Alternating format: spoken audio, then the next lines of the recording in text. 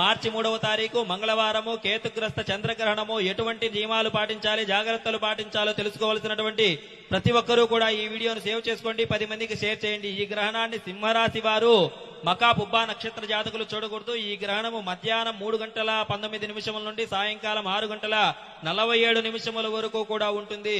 ఉదయం 11 గంటల లోపే భోజనాది కార్యక్రమాలు చేయండి. గర్భిణీ స్త్రీలు, చిన్న పిల్లలు మధ్యాహ్నం 3 గంటల నుండి సాయంకాలం 6:47 వరకు దైవ చింతనతో ఇంట్లోనే ఉండడం చాలా. ఒరే, నేను చంద్రగ్రహణం నేను మార్చ్ 3వ తేదీ మధ్యాహ్నం 3:21 గంటలకు ప్రారంభమై సాయంత్రం 6:48 గంటలకు ముగుస్తాను.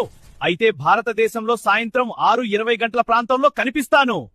వెంటనే స్నానం చేసి దేవుడి దగ్గర దీపం వెలిగించు. ఆ సమయం సాధారణం కాదు. ఆ రాహు అనే పాము నన్ను మింగేస్తోంది.